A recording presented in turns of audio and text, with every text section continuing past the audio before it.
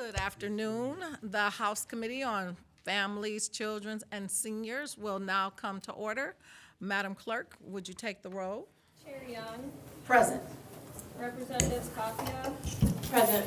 Glanville, Present. Arbit, Edwards, McDonald, Present. Wozniak, Here. Fox, Yep. Risky, Present. Johnson. Present. Madam Chair, you have a quorum. Excellent. If I could have a motion to approve the minutes of our February 28th meeting? Okay. Minority Vice Chair, Representative Wozniak, we got you in there, sorry. Thank you so much. All right. Well, look here, we don't want to prolong the hour because the time goes quickly when we're having such riveting presentations and conversations. And so today, I'm exceptionally excited to have some good friends from Michigan State. Today, I'd like to go ahead and introduce the MSU Extension Director, Dr. Quentin Tyler, is with us on today, and Associate Director, Dr. Dina East. They're going to be providing us with a presentation. Take it away. So first, I just want to say, Extension, and actually I want to provide just a little bit of background about myself. Actually, I'm from the One moment, is the mic on? Yeah, sorry about that. Yeah, so actually I'm from the state of Kentucky, and I was recruited here 5 years ago to Michigan State University, and I became the director of MSU Extension in March. It'll be 2 years. So, when I think about MSU Extension work, to me, it's purpose-driven work. And what I mean by purpose-driven work, we work hand in hand, to deliver and improve the lives of people in this great state of Michigan. And we do that by taking the science and the expertise for the land-grant institution to our communities, applying knowledge through an educational process to address the critical needs, issues, and opportunities. As you think about MSU Extension, we are the people's organization. We're an organization that's located in all 83 counties. We have 600 faculty and staff. And again, our mission is to improve the lives of folks through 4 institutes. Those institutes are our Agriculture and Agribusiness Institute, and that focuses more so on our producers, increasing the competency of our farmers, advancing agriculture through applied research, and also through our Master Gardeners program. And through our AABI Institute, which is our Agriculture Business Institute, we have over 100 different investments in faculty. As we think about also our other institute, it's focused on developing the next generation of youth, and that's a Children and Youth Institute. I think a lot of folks have heard about 4-H. We have an exceptional teen mental health program. We have exceptional STEM, child family development programs, and also Adulting 101. So we have a lot of different things within that institute. Our other institute is what we call our Community Food and Environment Institute. And that's working on entrepreneurship, enhancing the quality of life, enhancing strong local communities. And last but certainly not least is our Health and Nutrition Institute. And that's focused on health and well-being, increasing the chances of people from a health equity standpoint. And here with me today, I have our Associate Director of On-Campus Operations and our former Associate Director for our Health and Nutrition Institute, Deanna East. Thank you very much, and I echo Dr. Tyler's sentiments, and we're very happy to be here, and thank you for the invite. Just a little bit about my background. I have been with MSU Extension for about 20 years, and I started out as an extension educator in Saginaw County in the Birth to 5 program, so doing home visits with parents who had young children and just talking through the developmental stages and just getting them more comfortable with understanding that they're their child's first teacher. So, and I'm now in the role of the Associate Director for MSU Extension in charge of campus operations, and I have been in this position since the early December. So I have the pleasure of talking to you today about one of our programs under our Health and Nutrition Institute, and it's our nutrition education programs. And MSU Extension delivers community nutrition education in all of Michigan's 83 counties through largely 2 funding sources. So it's our Supplemental Nutrition Assistance Program education. So what many people understand is SNAP-Ed. So that's part of the suite of SNAP, which is the food assistance benefit. And there's several different components of SNAP, including SNAP Outreach, SNAP Education and Training, and then there's the education component. And that is what Michigan State University Extension delivers. And this funding is provided by the USDA, and the USDA does provide each state an allocation, an annual allocation, and that allocation comes into MDHHS, of which we are a partner. They provide us then, MSU Extension, an allocation to be able to employ community nutrition instructors and other individuals to be able to deliver this in communities across the state. So the overall goal of SNAP Ed really is to improve the dietary habits of people who receive or are eligible for food assistance benefits. We also have a second funding source. It's called Expanded Food and Nutrition Education Program, what we usually refer to as FNAP. FNAP very similarly supports participants, moving them to that point of self-sufficiency, and also focuses on nutritional and physical health and well-being. FNAP is actually, that is kind of the Sentinel Nutrition Education Program. That's been in existence for about 54 years. And that funding specifically comes to Extension across the United States. So we've had this program in place for 54 years, and as well as SNAP Ed we've had in place for over 30 years.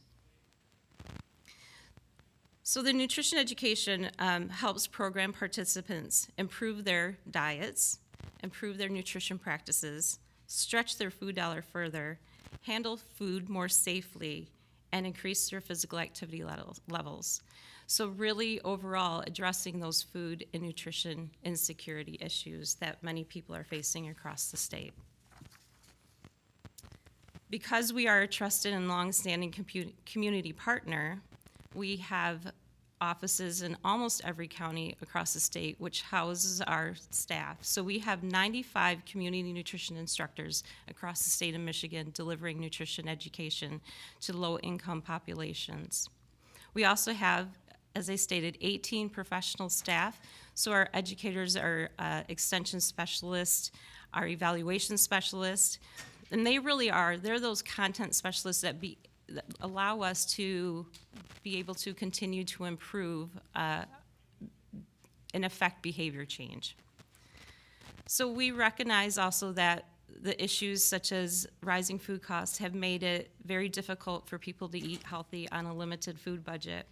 And we believe that our educational resources and community outreach make big differences in helping people make the most out of their food dollar and learn how to access fresh and healthy foods. So the strategies that we use to be able to move people into that self-sufficiency are really three methods. One is direct education. So that's when we are teaching classes and either one-time workshops or it's a series of classes, and we also do cooking demonstrations. Another strategy is indirect education. So everything from our content specialists writing articles on issues that are pertinent to people, fact sheets that we provide across the state, our website presence, and as well as videos, our social media. Those are all what we refer to as indirect activities. Then we also do something that's really key to the SNAP Ed overall approach, and that is we do policy, systems, and environmental work, often known as PSE initiatives. And this really enhances the ability to address issues of food insecurity and access and nutrition. Because PSE really focuses on looking at the environments and what is it? Is there a policy change, or are there systems change, or are there some changes to the physical environment that can actually, one, promote and reinforce that direct education that we do, and as well as make the healthy choice the easier choice for everybody that is part of that environment. I'll give an example of what a PSE change effort is, and a few of our staff up in the Grand Traverse area work with both Head Start, children and families, and as well as a local food pantry. That local food pantry during the pandemic, and has continued on, is providing food boxes to the Head Start families. And our staff were able to work with that food pantry on the selection of foods that were provided, and then as well couple that with healthy recipes, and also provided a visual depiction of how to prepare those foods and store those foods after consumption. So that's just an example of being able to kind of take that direct education and then further enhance that environment to make it the healthy choice, the easier choice. Another example is our staff work with Community Garden in Mason County, and that provides fresh produce that's donated to a nonprofit grocery store for limited resource households, and our staff were able to facilitate that partnership and allowing that to happen. So those are just a few examples of what a PSC change is. So our community nutrition staff engage with others by teaching people, we coach partners, and we consult with sites and settings for better health outcomes. Our work is done in person, it's done online, we have hybrid options, we have self-paced options, and also we will help people over the phone. So we will deliver nutrition education over the phone if people have transportation barriers or internet issues.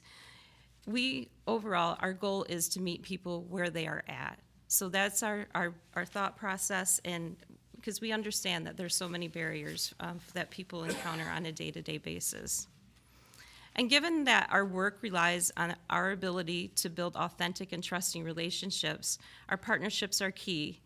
And being able to address these food and nutrition insecurity issues. And we believe that everyone plays a critical role in helping community members with lived experiences become equal partners in developing strategies and actions related to their overall health. All of our interventions are evidence and or practice-based approaches suitable for a low-resource individual and communities, as well as some of the ways that we've impacted Michigan overall is improved dietary habits. So SNAP-Ed in Michigan has helped individuals and families make healthier food choices by providing nutrition education and skills training. Our participants have reported an increase in fruit and vegetable consumption, a decrease in the consumption of high-fat and high-sugar foods, and an overall improvement in their dietary habits. We also increased food security. Our participants have reported they've learned to avoid food waste, shop on a budget, and plan and prepare healthy meals. Participants are also better able to stretch their food dollars and make their budgets last longer. There's also economic benefits, as our program also helps support the local farmer and businesses because we promote the purchase of locally grown and produced foods. And then as well as community engagement. So the partnerships that we've developed, which is over somewhere between about 1,500 partnerships across the state, they've helped us build a stronger and more connected community and provided opportunities for individuals to share their knowledge and skills with others. I'll now tell you a few of our program reach results. In 2022, we reached more than 160,000 adults and youth through our SNAP-Ed and FNAP programs, and this is both through in-person and virtual education offerings. And actually, between the two programs in 2022, we've offered over 10,000 programs across the state. We also, through our indirect channels, reached over 530,000 individuals, but then specifically on our website for our overall health and nutrition content, we reached over 2 million people. And then specifically with youth, we've reached over 35,000 youth across the state and educating them in nutrition and physical activity programming. So I will stop there. I, again, appreciate all the opportunity to present on our SNAP-Ed and FNAP programs to all of you. Well, thank you for that presentation. Pretty soon we have questions. I have a couple of questions. You just touched on something. You said that you've touched 2 million. So explain to me, how were these 2 million touched? I'm sorry. Through our website. Through the we've reached website. 2 Okay, that million. was the Yes, website. Yes. But All right. in terms of our educational programs, we've reached over 160,000 adults across the state. I also know that you mentioned there was an increase in fruits and vegetable purchases, particularly with our young people. So that's something that's always interesting for me, is how we get our young folks, our kids, to really want to eat healthy. So if you could share with us how you guys were able to do this to help move that needle and increase those numbers around fresh fruits and vegetables. Right, so there's a few ways that we do this. One, obviously our direct education, we're in many schools across the state. So, and we're there every week. Our nutrition staff are known within the school districts, and, you know, they provide nutrition education, fun activities around that. And then we also provide, you know, information for them to take home to their parents. So oftentimes we hear the parents report that the children come back and, you know, say, Mom, you need to buy this, you know, because we do taste testing. Yes, we do taste testing. So, you know, it's just getting kids comfortable with, you know, I know you've never tried this before, just give it a little try. You don't have to like it, just try it. So our staff are wonderful at making that connection with youth across the state. And again, we also reach parents and through a variety of programs. And we do have a program in particular called Cooking Matters. And one of those components is Cooking Matters with families. So in Cooking Matters, when people come to the class, they learn the nutrition education. But then they also learn, there's one recipe that they prepare in that class. And, you know, and they taste test it, but then they get the ingredients to take home and emulate that at home. So if the children are involved as well, they get to go home and make that meal, replicate that at home as a family. And so that just reinforces the ability to get children involved in making some choices for themselves as well. Thank you for that. One more question, then I'm going to turn it over to some of my colleagues. So as you're well aware regarding the rollback, I guess, of the SNAP benefits, are you all doing anything different to help your families that you all have been working with, knowing that they are in it right now because it began the first of this month? Right. So we have we have a one-time presentation that we typically implement in situations like this, and it's called Budgeting Your Benefits. So it's focusing on those food resource management skills, and it's, you know, planning meals, it's planning a food budget, it's comparing unit prices. We also do, as part of the Cooking Matters program that I mentioned, we also do grocery store tours. So we take individuals to a grocery store and walk through and help them, you know, look at unit prices and make choices where their food dollar can stretch further. So that has been very effective across the state in helping people make those benefits last throughout the month. Yeah, that's still going to be difficult, knowing just how much their benefits have been cut. Yes. You can show me a bunch of different ways to be creative, but if I used to get $281 and now I'm getting $71, there's just no creativity that can fill that gap. Yeah, it is difficult. Yeah, that's yes. very difficult. Yes. Well, thank you for that. Representative Fox? Yeah, Joseph Fox, and thank you, Madam. I just wanted to say I'm from Newaygo County, and I was Commission on Aging Director there for 7 years. And there we were very involved in the Senior Project Fresh program. And I just basically want to say thanks from thousands of seniors. And there was a cooperation with MSU Extension and with our Commission on Aging, with the local foundation, and with the farmers markets. And it was a win-win-win-win. All over the place, and so MSU Extension was very much a part of that. So just thanks from at least Newaygo County, but I know it's throughout the state too. So It is, yeah. yes. Thank you Thank very you. much for that. Representative Glanville? Thank you, Madam Chair. Quick comment before my question. I actually participated in a similar program about stretching your food dollars, learning the budget, but from the non-need side, in that I was put in the position of, here's your budget, do it. And so that was really enlightening, and it just hit me when you were talking about that it might be an effective program to work in so that, people can learn what that feels like when you have $71 to spend on food. That's very true. And what your choices are. It might help move some of this legislation. But my question was, and I saw one of your,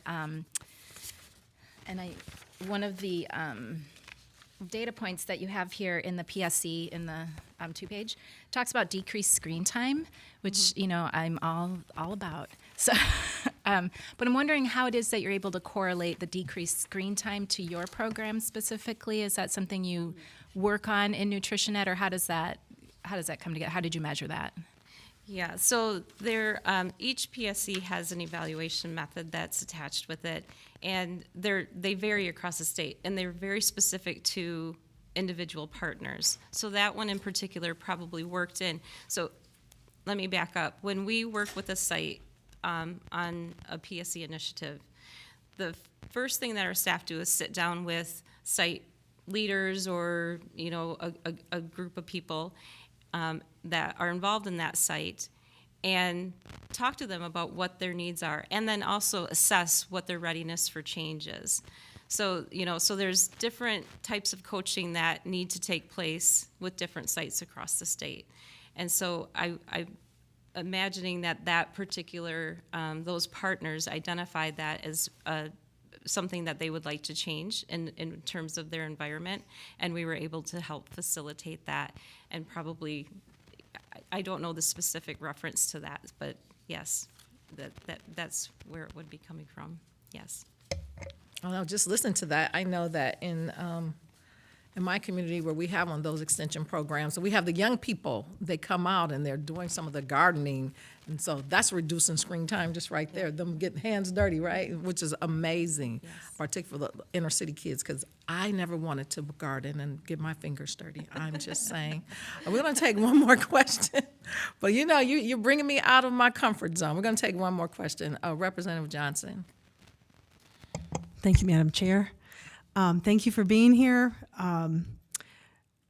Nationally, we have food FDA guidelines on food additives, beverages, and it's amazing to me how we have to re-educate our culture, our whole culture of everyone, parents, children, how to eat properly, to not eat foods that are approved by our own government at the national level, at the federal level, and yet are not approved in other countries.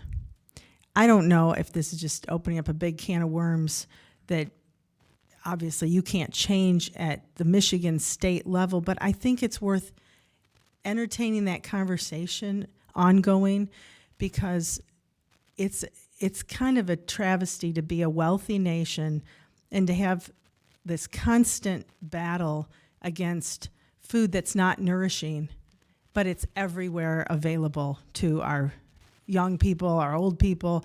We've got increasingly number of seniors who are malnourished, even though they have plenty of food, and the young kids might be eating whatever they can get their hands on, and it's not that nourishing.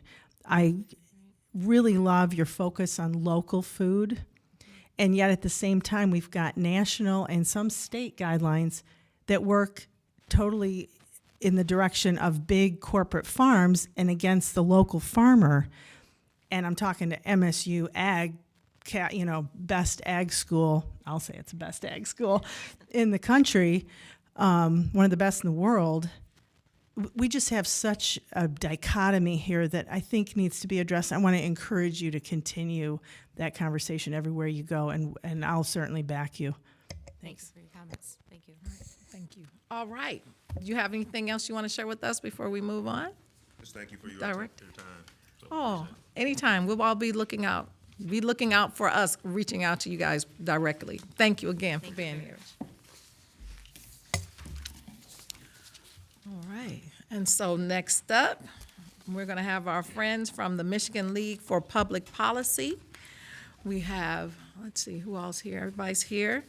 Monique Stanton, President and CEO. We have Rachel Richards, the Fiscal Policy Director. And Yeah.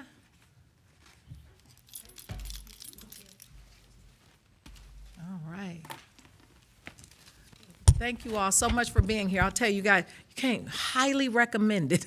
So we are excited to hear what you are going to share with us on today.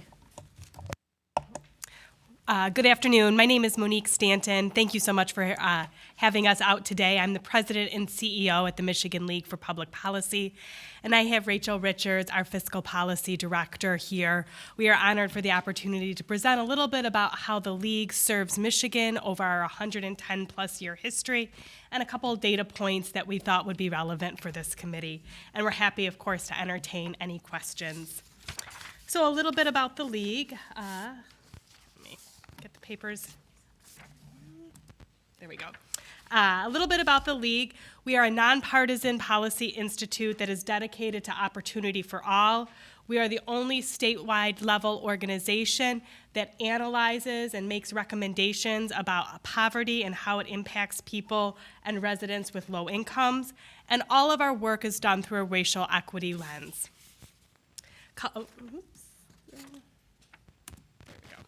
A little bit about our work and some of our priority areas.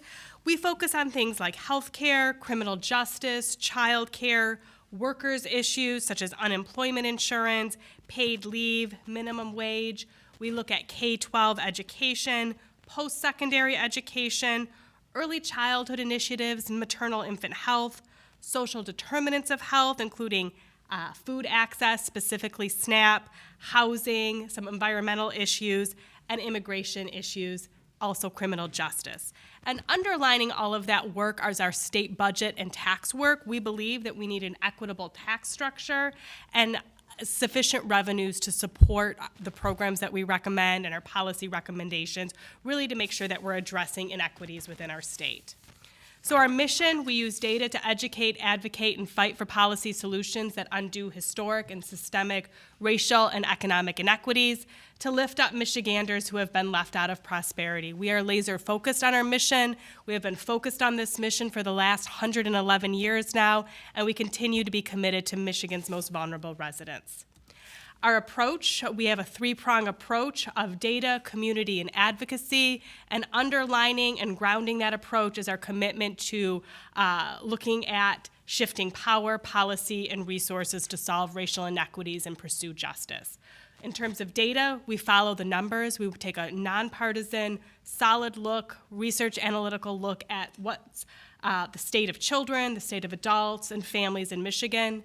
We listen to community. We center the voice of the people that are most impacted for our policy recommendations at the heart of what we do, because we really believe that a policy recommendation without the person that's most impacted is not going to be sufficient at solving that harm. And then advocacy. We not only look at recommendations and research and analysis, but we want to fight for policy solutions that lift people up in our state. So I'm not sure if any of you have heard of Kids Count. This is something that we're very well known for. It is a national effort, and we're the lead organization in Michigan for this, where we measure the health and well-being at both state and local levels of children and young people. For many years, Kids Count was only focused on kids under the age of 18. Over the last year, we've expanded that to up to 26, because we want to make sure that young people, when they're teenage years, are launching into adulthood successfully. We look at a variety of frames in terms of Kids Count, so race, place, and income matter, so that's connected to our work of equity. We take a multi-generational or two-generational approach in working with children, so we know that parents and their caregivers need resources and support in order to best care for their young children. And then we're part of the national network, so we can look at what are other states doing well that we want to implement and replicate in Michigan, and where does Michigan stand out. So the core areas that we look at are economic security, so are children in poverty, ALICE income, poverty thresholds, numbers of kids receiving free and reduced lunch. We look at education, for instance, 3- and 4-year-olds enrolled in preschool, looking at special education, graduation rates, health and safety. We look at children's health insurance, child mortality rates, mental health provider ratios, and then family and community. So things like births to teens, child abuse and neglect indicators. Do children have internet access at home? That was such an important issue during COVID and continues to be an important issue for us. So talking a little bit about what we do best at the League is data. So one of the things that I think is really important to note is that a spotlight on economic security. So children and young adult poverty levels, they decreased in Michigan as well as across the country between the years of 2019 and 2020. We still, unfortunately, have over 550,000 children and teens living in poverty in our state. Children birth through 5 are most likely to be in poverty, and this is such a critical time because that's when their brains and their bodies are developing most rapidly. One of the key indicators and key things that helped alleviate poverty during this time was the expansion of the child tax credit. So we have some significant concerns that has gone away, and we are expecting to see a boost in the number of children living in poverty. We were very excited earlier today at the bill signing to see the Worker Families Tax Credit, also commonly known as the Earned Income Tax Credit, signed and expanded. That's been a key policy priority. It's something that has helped children, adults and children alleviate poverty. About half of Michigan's children live in a home that qualifies for that tax credit, so we know we need to do more to make sure that these families have the means and the resources to support them. So another core area is a spotlight on education. So Michigan was 4th highest in the country for 4th grade chronic absenteeism in 2019. That's a concern. We expect as data continues to come out through the pandemic that these numbers will continue to be high. Social determinants of health, including income inequality, economic security, housing, all impact attendance. Students who are most economically disadvantaged or homeless, they continue to be the children that are often missing from school. Students might miss because of health issues. For instance, in 2019, we had over 2,200 children birthed through 14 who are hospitalized because of asthma. So looking at some of those social determinants of health and how that impacts the ability for a child to be in school is something that we take a look at through Kids Count. Some other things, this is something where Michigan stands out. We also like to highlight some of the positives. Michigan is a national leader in children's health insurance coverage with 97% of children covered in 2019, so that's a great thing. We're continuing to hope to see a continued expansion because we really want to make sure that all children have access to health care in Michigan. So another important issue is spotlight on family and community, so our digital divide. We have maps and data and resources, so when you look at internet access, it's really important. Over 42,000 more children had internet access at home in 2020 compared to 2019, and that was due to investments related to COVID. And still, as we can see over by the map, there's over 30% of children in some counties don't have access, and that makes it difficult for them to access if they're in virtual school, resources for education, health literacy, financial literacy, so we want to make sure that there's good broadband access for adults and our youngest people. So how can you, as a policymaker, a lawmaker, use and rely on Kids Count and our work at the League? We do an annual publication, a biannual publication of a book. It's a print edition. We'll be coming out with that this August. We'll be hosting a large event. I hope many of you will be able to be there for this. We have data profiles broken down into county. Some specific cities are pulled out. We also look at different maps, look at things based on legislative district, and so it's a great way to look at what is the state of children in your local community and how can you make policy recommendations to address some of the needs within the community. Some other resources that we have at the League beyond some of the work that we do on Kids Count, we do an annual budget analysis, we have policy reports, briefs, infographics. We love an infographic and graph at the League. We break things down again by census tract, we break things down by legislative district, also by county. We have a number of fact sheets, and then we also offer and have a number of briefings and policy papers on recommendations that we're hoping to advocate for. Again, a little bit more about some of the things that we do, data by county, immigration information, child care information, you name it, we probably have a map or infographic at the League. So in addition to Kids Count, some of our high-level priorities, we are focused on incorporating racial equity within all of our goals and activities.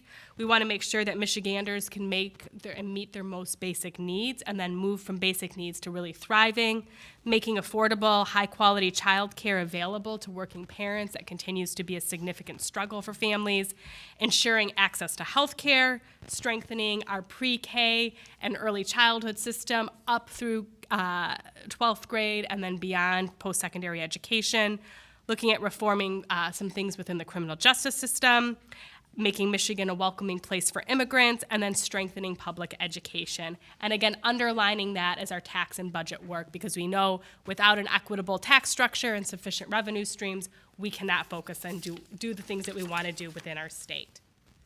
So a couple things in terms of improving access to healthy foods and supporting children's nutrition.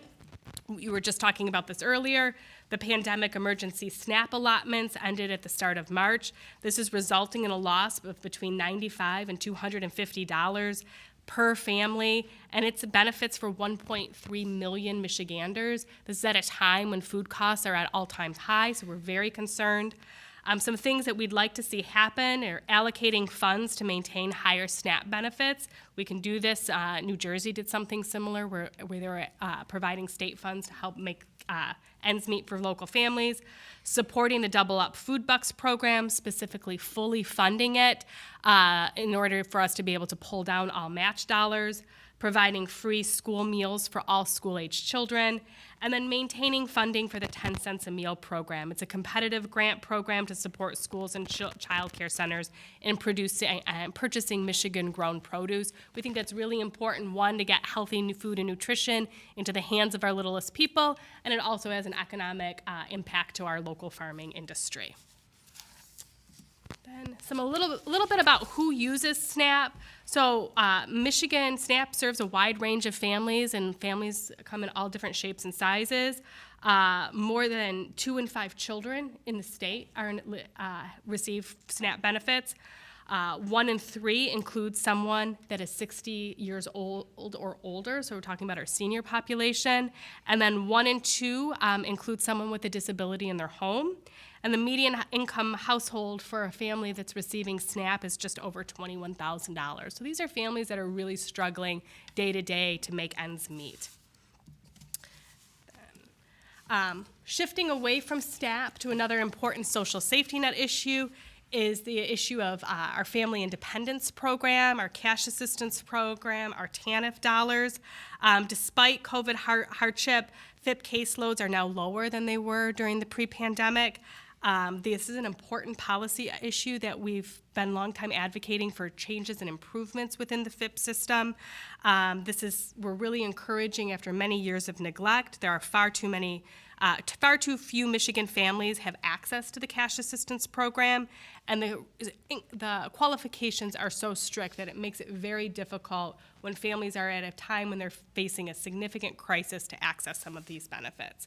So some things that we're talking about in how to improve the Michigan's cash assistance system is raising the payment standard, which would increase the benefit and the household income eligibility.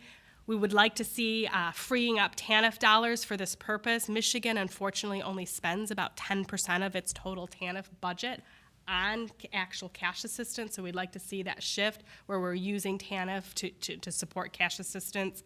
We'd like to see the reinstatement of the time limit clock stoppers that were in place prior to 2011. We'd like to see the removal of the drug felony ban, similar to what was accomplished with SNAP. And then removing the asset test. State law currently requires the state to limit access to cash assistance to claimants that have an excess in a certain amount of assets. The administrative policy currently has this set at $15,000. We'd like to see it removed altogether, in part because having that asset test already creates an additional barrier for people in order to access that service, and some people choose not to access it because of fear of that particular asset test. So shifting to another important part of our economy and our social safety net is really looking at high-quality, affordable child care and support for child care workers. Child care is a two-pronged part of economic development. Without strong, quality, affordable, accessible child care, people can't go to return to work. This has been especially true for women. We've seen a number of women not return to the workforce post-COVID, and that is because they can't find quality child care.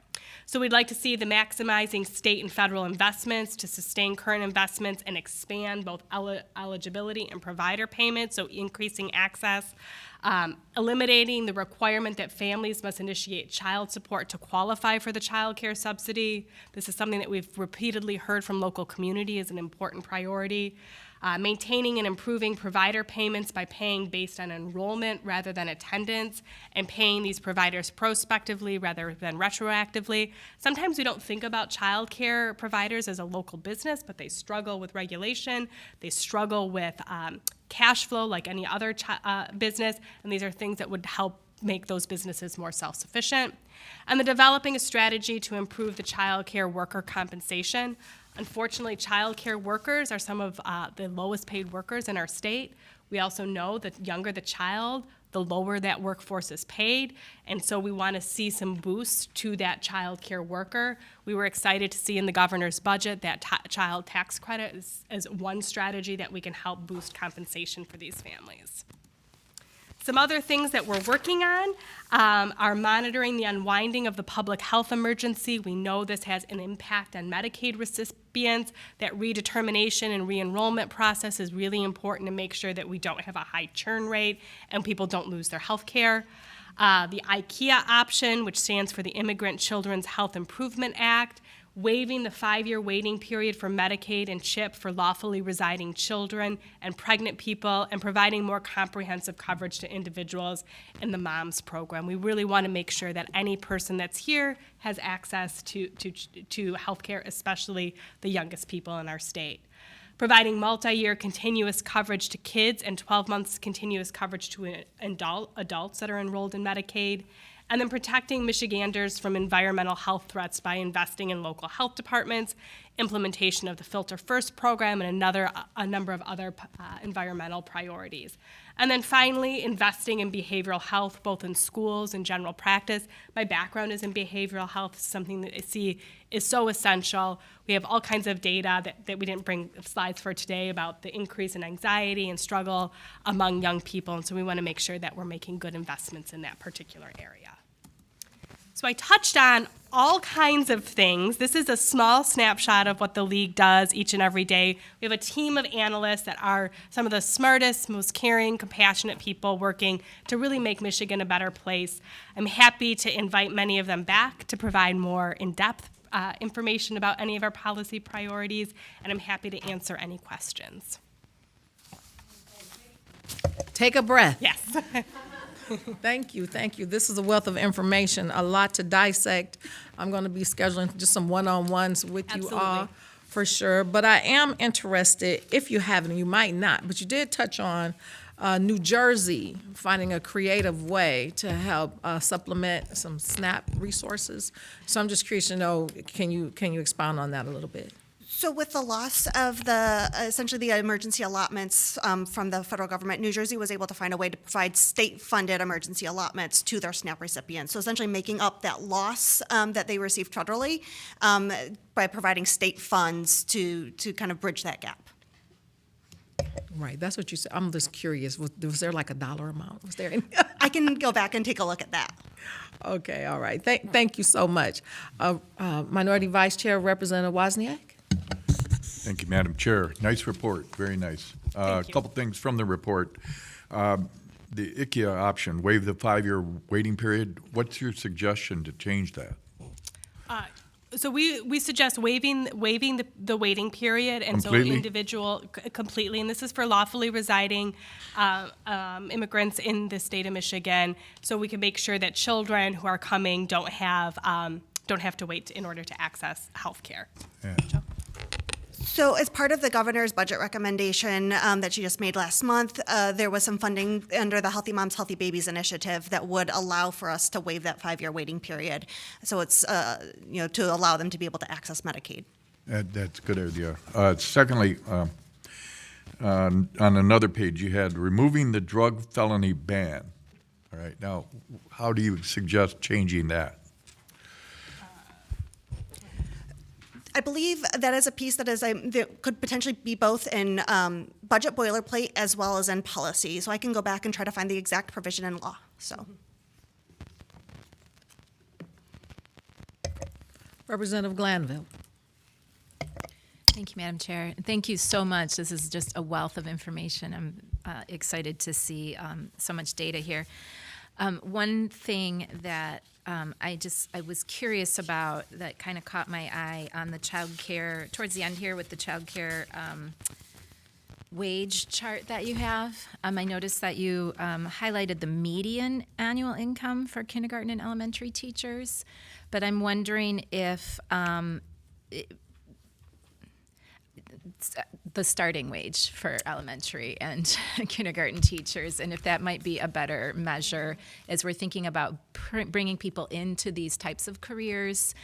Certainly you're not making $60,000 when you walk in the door. Correct. I focused on median when I did this because it kind of represents kind of where that middle point is, but I can try to find out kind of where some of those starting wages are. I believe when a national organization took a look at it when they were looking at the child care, the median wage comes to about, I think, $11.13 an hour for a child care worker back in, I believe, 2019. Yeah, well, and then thinking about that too, as we think about like that comparison of child care worker to teacher, again, like what's the longevity of that career? So we're looking at a child care worker who might be there for 5 years-ish, and a teacher who might be there for 30. So again, I think the data is maybe there might be some data points that help just focus that a little bit more. Yeah, absolutely. So in terms of that child care worker, I mean, ultimately kind of what we've been seeing in terms of the system is that there's, because of the lack of compensation and the low pay for childcare workers, you quite often see kind of some churning through the system, and you end up losing high quality childcare workers to other sectors, and these are our littlest learners. So providing some better improved compensation across that industry is very important, but also kind of taking a look at the entire educational spectrum and making sure that we are providing proper compensation for all of our kids' teachers. Yeah, absolutely. So, and then one other thing I just want to kind of flag, and I don't have an answer, and I don't expect you to either, but I'm curious about the drop-off in 2015 for fourth graders in terms of chronic absenteeism. Am I looking at that right? Or no, wait, am I looking at it backwards? I'm looking at it backwards. So it was at its lowest in 2015, and then it went up from there, right? So I saw some really interesting data just the other day around some policy that had to do with the removal of school libraries, and a very similar movement in the chart. And same thing, like for fourth graders, and drops in their reading and literacy rates. So I'm going to try to find that, but just wanted to kind of flag it and see if they're not that, I don't know. Anyway, I thought it was interesting that it lined up so well, so I'm curious what else maybe was going on there during that time. So just a... Thank you. We can dig into that a little bit too. Okay. That'd be great to look at the connection with school libraries and the reduction in them. Thank you. Okay. I got a couple of questions, really just one, and then I know that I have a colleague over here and a couple of colleagues over here. So on your slide on the spotlight on health and safety, it says here that Michigan is a national leader in children's health insurance coverage with 97% coverage in 2019. So that's great. But of course I want to know about the three. However, when I just did the math, your 54% and your 38% is 92%, and then it has 3%. So then that kind of confused me right there. So am I adding it up right? 54% and 38% Yeah, you're right. is 92% and not 97%? I will go back and double check those figures. Okay. So in terms of I mean, we do end up with some kids that are covered kind of both under an employer, sponsored plan and potentially a federal or state health insurance plan. So Right. there's potentially some double counting there. And so I want to make sure, so that's why you might not have everything line up to 97%, but I can double check in terms of how that's broken down. Yeah, I mean, because, I just looked at it and just did simple math and it didn't add up. So now if you could kind of respond to what are we doing to capture? I know 97 is great, but having 78,000 young people without insurance is still concerning. So one of the things that we have been advocating for is that removal of that 5-year waiting period. You think that's where That- where those numbers are? That's where a portion of Okay. where those All right. numbers are That coming helps me. from, and so that would help us get closer to that 100% level. I And then see. we know that while most children are covered, if they don't have access to an employer-based plan, they are likely eligible for CHIP or Medicaid. There is also some, enrollment issues where there are some families that have a child that may be eligible that might not be enrolled, and that would make up some of that 3% figure as well. Okay, thank you. Madam Vice Chair, Representative Kofia? Thank you so much. Again, big fan of Michigan League of Thank Public you. Policy and your work. Thank you so much. So I wanted to go back to the SNAP, the issue of the SNAP benefits and the pandemic emergency allotments ending at the end of March. It's a loss per month, right, of between $95 and $250 in benefits for 1.3 million, not annually. It's Correct. per month Correct. out of their grocery bill. So that one's very concerning to me. I've heard from our faith-based organizations and nonprofits in northern Michigan, my region, about their worry about the food pantries being able to handle basically a huge influx of folks who will then be going to food pantries to try to make up the difference. So I'm always interested in what's working elsewhere. And you mentioned New Jersey allocating funds to try to help make up with this for the SNAP gap. Can you say a little bit more about what New Jersey is doing specifically to address that? I think that they're literally just allocating the dollars. So they're allocating state dollars in order to make up for the amount that's lost. So they're giving families essentially a state, let's say SNAP or state food assistance program allotment to make up for the loss in those emergency allotments. So Any idea what the line item looks like? that's the number I'm going to check on. So. Yes, if you would, and perhaps follow up with our staff to get that out to us. I would really appreciate seeing what they're doing. Thank you. We'll get the line item and we'll get the specific name of their program. Thank you. I know. You see, that's the second time we've asked that question, so we want that information. Next up, Representative Fox. Thank you, Madam Chair. I just am joining Rep. Glanville with the literacy question, and on that fourth grade absenteeism page. But I also wonder, is there any correlation that when you go back further with graduation rates? Does absenteeism relate to graduation? And so, I think I would be interested in seeing figures on that too. Right. We can bring that. And if there was ever an interest, either to meet one-on-one or come back, we can do an in-depth presentation on our Kids Count data. Our Kids Count data, we have a number of different data sets. This is just a couple of slides compared to the 100+ indicators that we won't include all of them in a presentation can do for you. We're going to take you up on that Okay, offer. great. I believe our last question, potentially, Representative Johnson. All right. Thank you, Madam Chair. Thank you for your presentation. What's your success rate of moving people through the program and then helping them to be in a dignified, on their own, thriving state? So, Representative, I just want to clarify. So, at the League, we don't provide any of the direct social safety net services. What we do is advocate for policy change and policy recommendations and look at and analyze data. The one area of work that looks maybe a little closer to a direct service is our community engagement work, and that's where we're working in local partnership with local community on helping grassroots organizers, activists, nonprofit organizations understand the state budget and policy making process. So we don't necessarily have a traditional sort of success rate because we're not providing the direct social safety net services. Thank you. Last question, Representative McDonough. Thank you, Madam Chair. I just want to also point out the removing the asset test to help the basic needs. Is that policy that's set at $15,000 assets, does that include everything that a family might own? I hope I made sense. So Their car and their real estate. So there are some things that are, that you have like an exclusion for, perhaps a vehicle, or, there's things that within policy that you might be able to, like, within the policy that's written by DHHS, you might have an exclusion for a single vehicle or perhaps one or two. Okay. But, I mean, it includes pretty much all assets outside of that. So, and what we see, especially within SNAP and within, cash assistance programs, is that, it really is kind of one traumatic experience. You have somebody loses, your only employed person loses their job, and you're expected to spend down your assets in order to be able to qualify federal and state support at this point.